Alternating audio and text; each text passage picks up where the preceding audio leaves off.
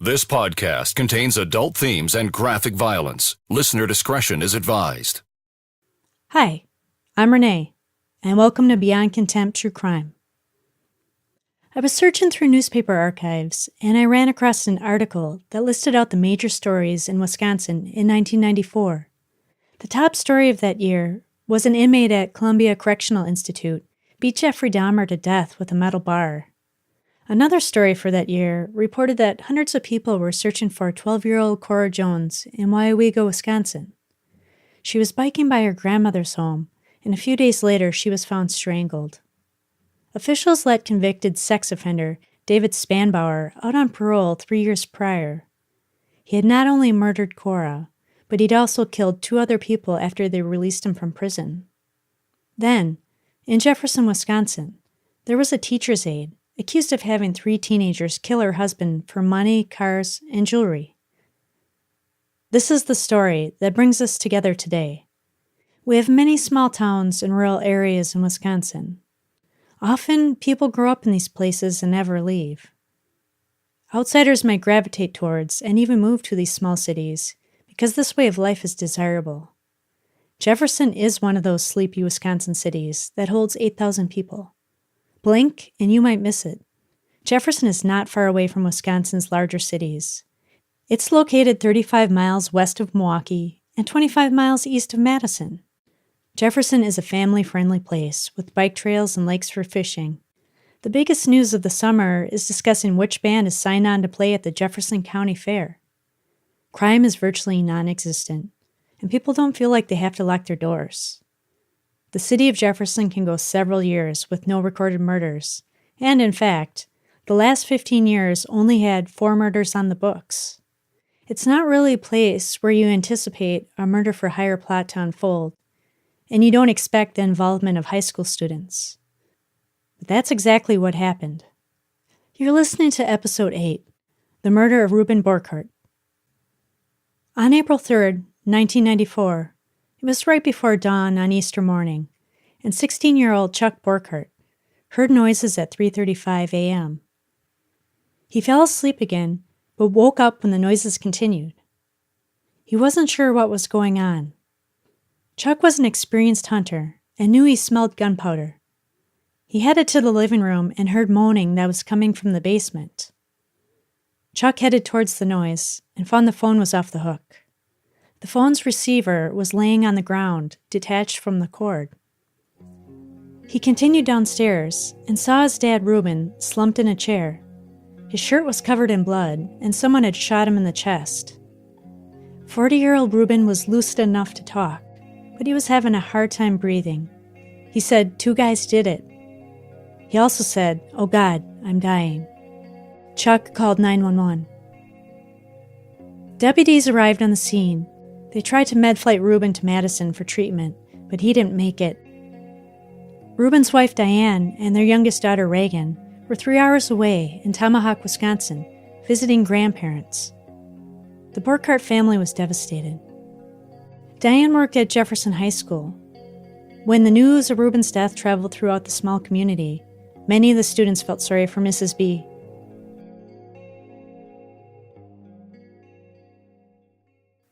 Ruben Borchardt lived in Jefferson, Wisconsin his whole life.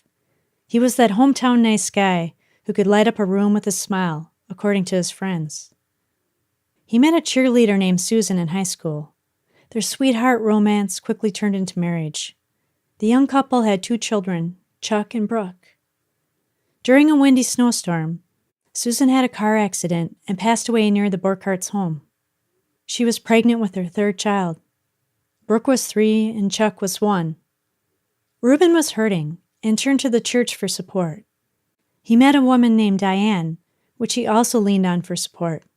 They had a lot in common because Diane, too, had lost her spouse 2 years prior. Diane Pfister grew up in Rochelle, Illinois. After high school, she wanted to join the military, but her father told her that she wasn't allowed. Diane was rebellious, so she ran off and got married instead. Early in their marriage, her husband died in a work accident. Diane was still in her 20s and moved to Jefferson, Wisconsin for a job. She worked in Schwager's furniture office as a secretary. Diane met a carpenter who worked on the floor of the store, and his name is Ruben Borchardt. They leaned on each other for emotional support, but their friendship turned into a relationship. Ruben needed help with kids, who were both under the age of 4. So early in their relationship, Diane moved into Ruben's home and took care of the children. She really put her best foot forward and seemed to be great with the kids. Diane was 30 when she married Ruben in October 1979. This was less than a year after Susan Borkhardt's accident. 8 months after their wedding, Diane and Ruben welcomed a baby girl into the world in June 1980. They named her Reagan. Diane quit the furniture store so she could raise the kids. When Reagan went to kindergarten, Diane went back to work. Diane worked at St. John's Lutheran Church in the custodial department. She eventually landed a job as a teacher's aide and study hall monitor at Jefferson High School. All the kids called her Mrs. B, and they felt comfortable talking to her about their problems. She gave them advice and was almost like a guidance counselor, without the title. Later, Diane opened a side business called Mrs. B's T-shirt shop.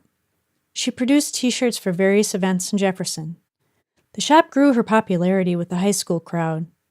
She employed local young people at the store, and it became a hangout for the kids. During this time, Ruben quit his job at the furniture store and went to work for himself. He opened a carpentry business out of his home. To outsiders, the Borcharts appeared to be the blended all-American small-town family. The day after Ruben's murder, detectives examined the Borcharts' house. There were no signs of forced entry. The intruders had stolen nothing. They believed it was not a burglary that went wrong. Law enforcement found one used shell casing, but no weapon. 16-year-old Chuck was the only other person present when the crime took place. Both Chuck and his dad were hunters, so there were guns in the home. Chuck kept shotgun shells in his bedroom, similar to the one found in the basement. There was also a .410 shotgun in the gun cabinet, which was the same gauge as the murder weapon. Police were slightly suspicious that Chuck didn't hear the gunshots up in his room, so they ran tests. When police fired shotgun blanks in the basement, it sounded muted when sitting in Chuck's upstairs bedroom. His statement checked out, but police continued to look at him. A few days later, Chuck had a second interview, and he told them something new. He stated that his dad said, "I can't believe she would do this to me." When asked about what this meant, Chuck thought maybe his mom had something to do with it, because she had been acting funny lately. Police even had Chuck hypnotized, and he told them the same story. He was very consistent. Plus, Chuck was close with his dad, and they seemed to have a solid relationship. They often hunted and fished together. It upset Diane when she learned of Ruben's death, and she was cooperating with law enforcement. But Diane missed her scheduled interview with police. She immediately got a lawyer. Her lawyer called the sheriff's department and said Diane would not be meeting with them. Ruben had described the shooters as 2 boys, and Diane was hours away when he was killed. There was not a way to connect her to the crime scene, so police could not implicate Diane. But she was a popular figure at the high school, so their next logical step was to go to the school and interview kids. Most everyone said nice things about Diane. They liked that she let them talk in study hall. She helped them a lot with their personal issues. Most of the teenagers said she was a caring person who always listened. There were a few rumors floating around the hallways, but police found nothing substantial. They felt Diane was at the center of this, but lacked the evidence or leads to prove it. The investigation stalled at this point. It was summer, and months after the murder. Ruben's family offered a $10,000 reward for information leading to the arrest of his killers. Detective Larry Lee had several members of the community reach out to him and tell him to look at suspects other than Diane because they firmly believed she was innocent. They thought she was a kind and generous woman. Diane went to church and was a family-oriented mother and wife. The detective even had friends and acquaintances he had known for years stop talking to him over this. Being a young widow in his 20s and trying to raise young children was difficult. Ruben perhaps rushed into marriage with Diane for the sake of his kids. Diane has stated that she never married Ruben because it was a great romance. She said she was more interested in helping him raise his children. Diane was controlling. There were no pictures or discussion of Susan Borkhart allowed in the house. Diane was jealous and wanted her stepchildren to believe that she was their biological mother. Brooke Borchardt learned the truth from a classmate, that her real mother was Susan and Diane was her stepmother. It would upset Diane if she heard someone say, Brooke looked just like Suzanne. After Ruben and Diane had their daughter Reagan, Diane didn't have an interest in raising Chuck and Brooke. She had issues that were not seen by people outside of the family. Ruben and Diane's relationship became volatile. Diane would call the police and say Ruben was assaulting her, but really, she was the one assaulting Ruben. She threw hard objects at him and left marks on his face. Chuck and Brooke were not immune from this emotional and physical abuse from Diane, either. Brooke remembered back to 3rd grade, where she wished that they would get divorced because they fought about anything and everything. Ruben found himself in an abusive and loveless marriage. He asked Chuck and Brooke to behave for her and listen to Diane, just to keep the peace. In late 1993, Ruben helped a neighbor with a kitchen remodel. As they worked on the project, their friendship grew closer. This woman and Ruben both admitted they didn't have good relationships with their partners.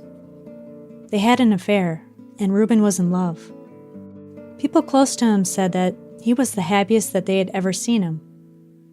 In January 1994, Ruben announced that he wanted a divorce because he intended to get married to his new love interest. He asked Diane to move out with the intention of eventually having his girlfriend move in. The situation went downhill from there. Diane's attorney told her since Ruben was the original owner of the home prior to the marriage, that he would seek to keep the home. This pissed Diane off. She went to their church and told the pastor about Ruben's infidelity. The pastor told Ruben that he could no longer take communion. Ruben slept in the basement and would line the steps with empty jars in case Diane would come down to the basement to harm him. She had threatened him more than once, and he took it seriously. He had told several people it worried him that Diane would stab him in his sleep. Diane refused to leave the home. She fought over and filed for custody of their stepson Chuck, just to lash out at Ruben. When he confronted Diane about this, she became violent and physically attacked him as Chuck and Brooke tried to stop it. Everyone urged Diane to seek counseling, but she wasn't open to hearing that. Brooke couldn't take all the fighting, so she moved out and lived at a friend's house. They gave Diane custody of Reagan, and she kept her t-shirt business. They granted Ruben custody of Chuck. He got to keep his home and his carpentry business. Diane was supposed to leave the house by April 15th, via court order. One of the more terrifying threats reported was Diane said she would cut Ruben's penis off with a knife.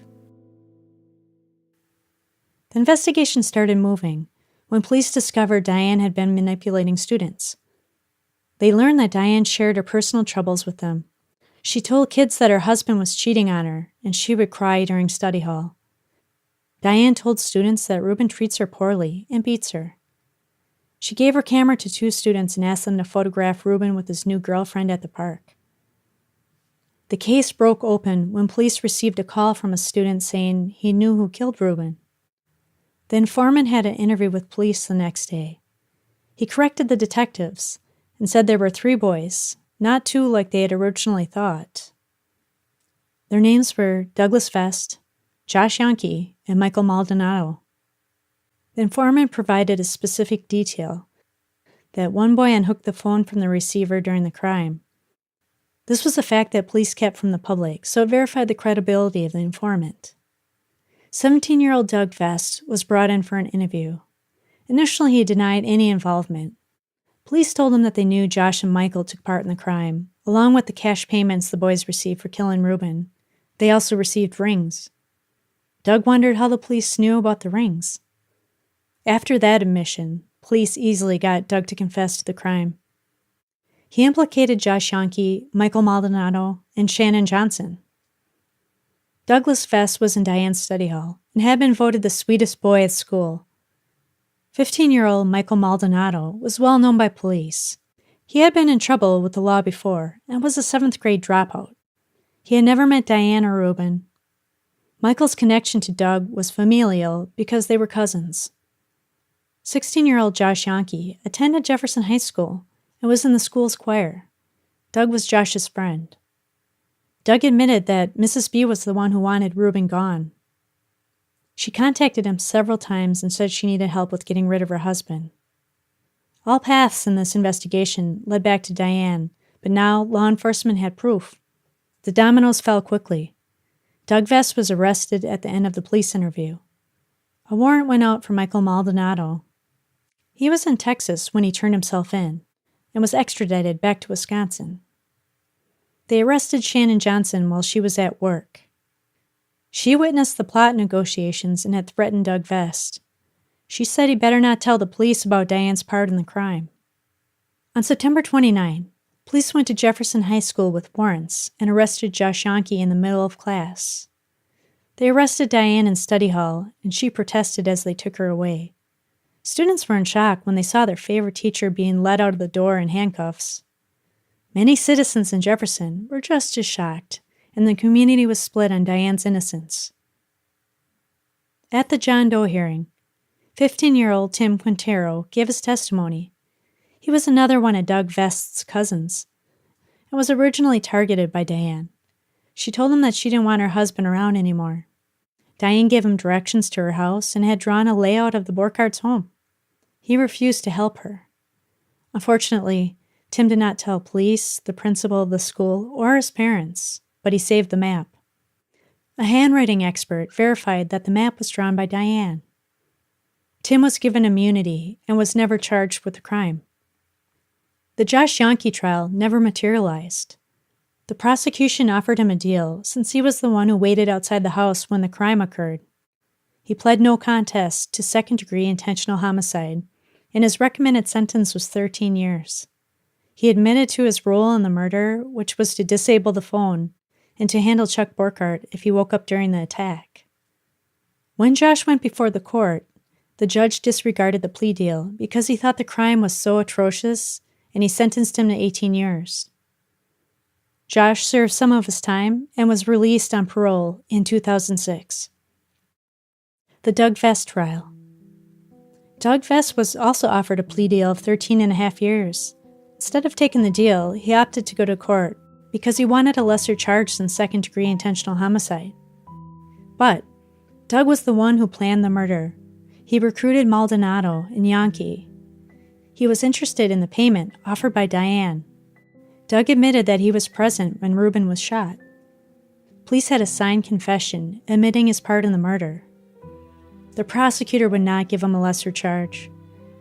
He thought he wasn't going to get caught.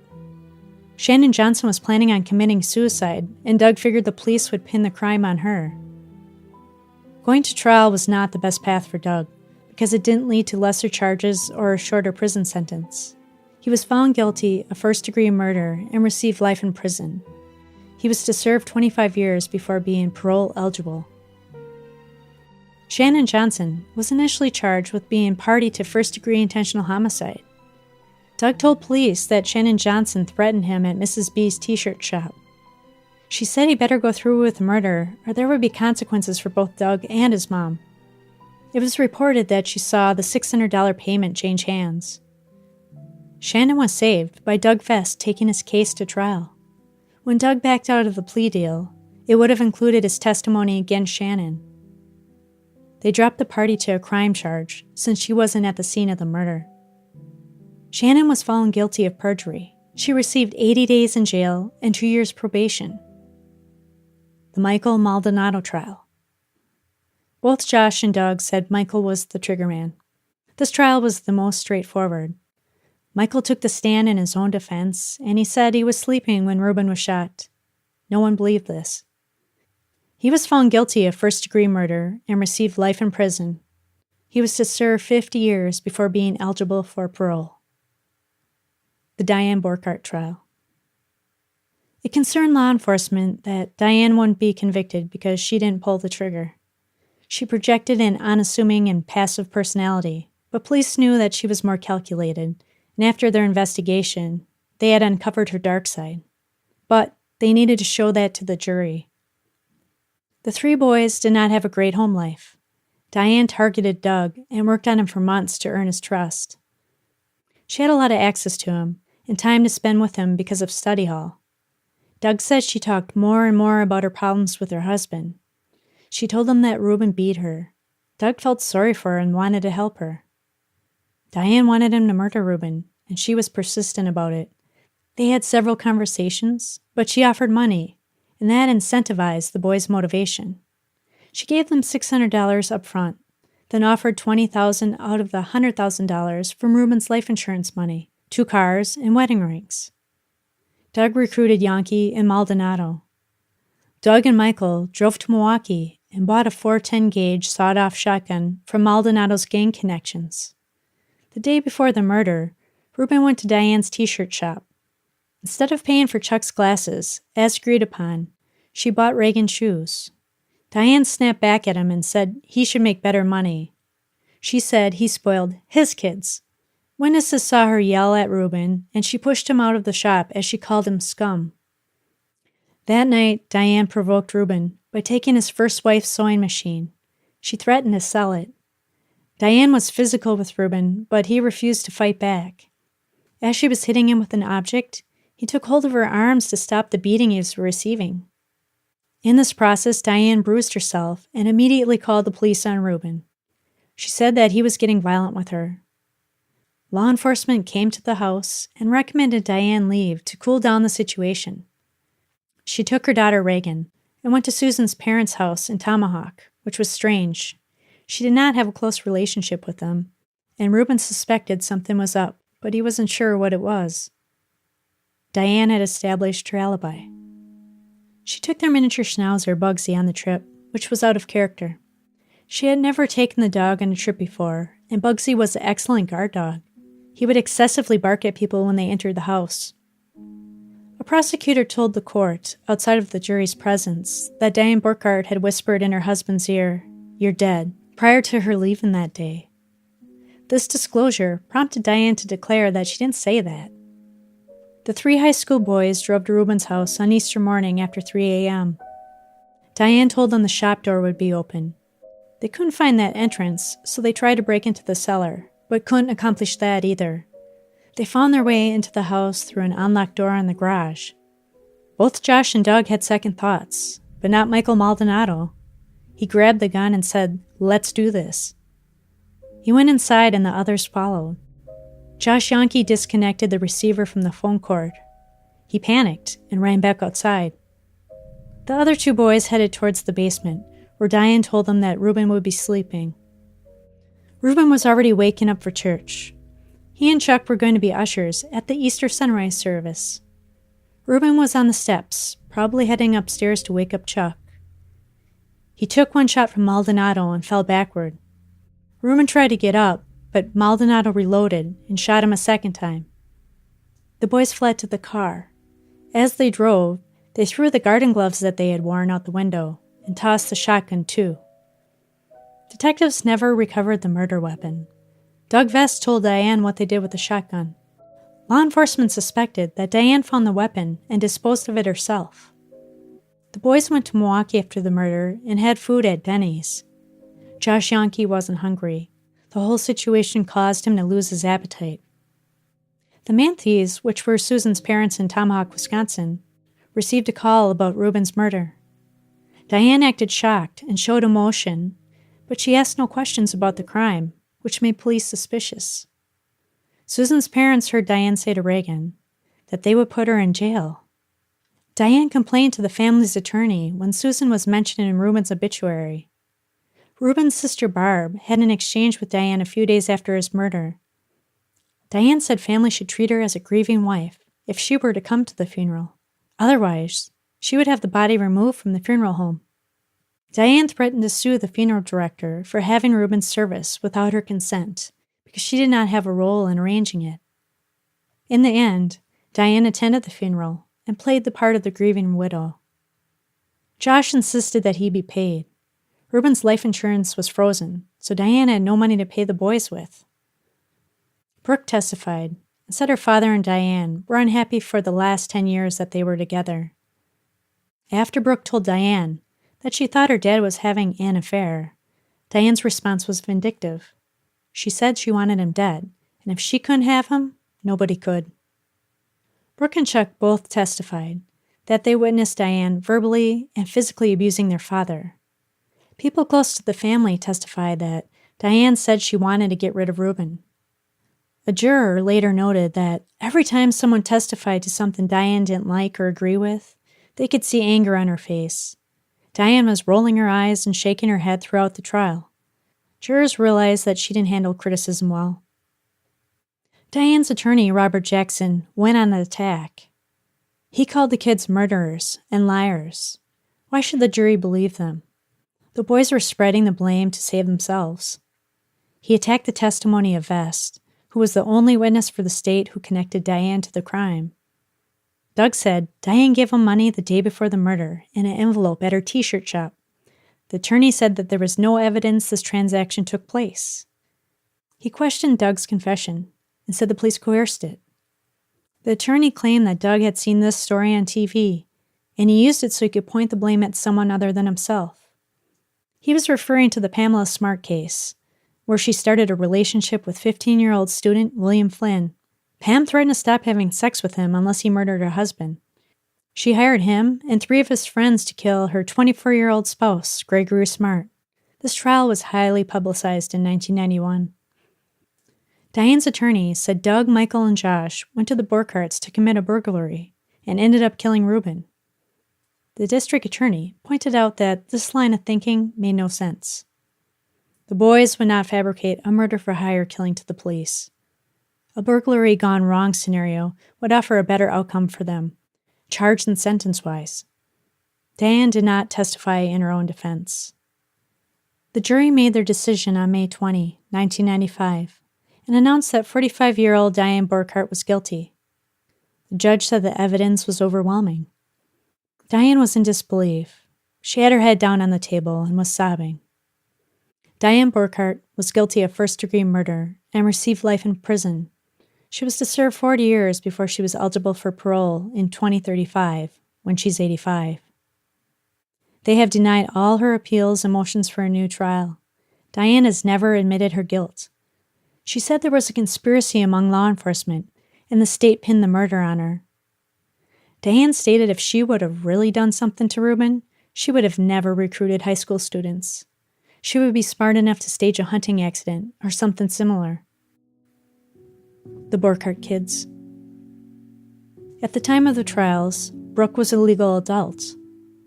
Chuck was taken in by Barbara Kulo, Ruben's sister, and finished out his junior year at Lake Mills High School. 15-year-old Reagan Borkhart did not want to be placed in the same home with Chuck because Barbara thought Diane was guilty. The judge placed Reagan with another couple. Their relationship to her was not reported. As of August 1995, Reagan believed in her mother's innocence. It has never been reported if she has changed her mind. Either way, this incident shattered the Borkhart family. There's probably no amount of time that could pass, or no amount of justice that could be applied to make Brooke, Chuck, and Reagan whole again. Thank you so much for joining me for this episode of Beyond Contempt. This episode was a bit shorter than normal, but I used every resource available, including newspaper archives.